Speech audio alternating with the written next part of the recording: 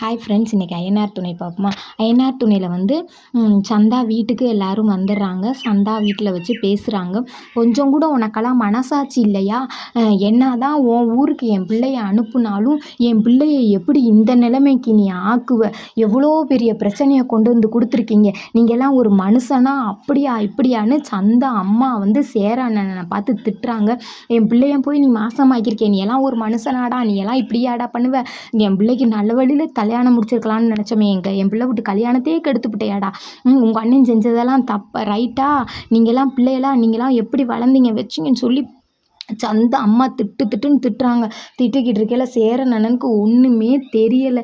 என்னடா நடக்குது, நம்ம எதுவுமே பண்ணலையே, இப்படி இந்த பிள்ளை வேற இப்படி சொல்லிடுச்சு, அதுக்கு வேற நம்ம மண்டையை ஆட்டிட்டோம் அப்படின்னு சொல்லி சொல்கிறாங்க. கடைசியில் வந்து சந்தா அம்மாவும் சந்தா அப்பாவும் போய் தனியாக நின்று பேசுகிறாங்க. பேசிட்டு வந்துட்டு சரி, இதுக்கு மேலே வந்து நம்ம 2 பேரையும் பிரித்து வைக்கிறது ஒன்றும் ஆக போகிறதில்ல, அதனால் 2 பேர்த்துக்கு கல்யாணம் முடிச்சு வச்சுருவோம். எங்கள் ஊரில் நிச்சயம் பண்ணிடுவோம். எங்கள் முறை பிரகாரம் நிச்சயம் நாங்கள் தான் பண்ணுவோம், கல்யாணம் நீங்கள் தான் பண்ணிக்கணும் அப்படின்னு சொல்லி சொன்னாங்க. நாங்கள் சென்னையில் போய் கல்யாணம் வச்சுக்கிறோம், நீங்கள் நிச்சயம் மட்டும் பண்ணுங்க அப்படின்னு சொல்லி சொல்கிறாங்க.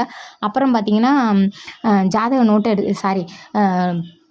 காலண்டரை எடுத்துகிட்டு வந்து பார்க்குறாங்க. வியாழக்கிழமை நல்ல முகூர்த்தமாக இருக்குது, வியாழக்கிழமை நம்ம வந்து நிச்சயம் வச்சுக்குவோம் அப்படின்னு சொல்லி சொல்கிறாங்க. அப்போ சேரன் அண்ணே சொல்கிறாங்க, நான் சந்தாட்ட பேசணுண்டா பையா, நீங்கள் கேட்டு மட்டும் சொல்லுங்கள் பையா அப்படின்றாங்க. அதே மாதிரி சந்தாவும் நானுமே சேரன் பையாட்ட பேசணும் அப்படின்றாங்க.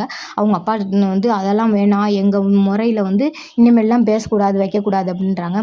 இல்லை 2 பேருமே பேசணுன்றாங்க, நம்ம கண்ணு முன்னாடி தானப்பா இருக்காங்க, எங்கிட்டுப்பா போயிட போகிறாங்க, நம்ம வந்து பார்த்துக்குவோம்ப்பான்னு 2 பேரும் வெளியில் போகிறாங்க. போனோன்னே அப்போ சேரன் அண்ணே கேட்குறாங்க, சந்தா நீ அப்போ தலையாட்டி சொல்லுங்கன்னு சொன்னேன், அதனால் சொல்லிட்டேன், ஆனால் எதுக்காட்டி சொன்னேனே எனக்கு தெரியாமல் நான் சொல்லிட்டேன் சந்தா, நீ உண்மையிலே ப்ரெக்னென்ட் ஆயிருக்கியா சந்தா அப்படின்னு சொல்லி அண்ணன் கேட்குறாங்க.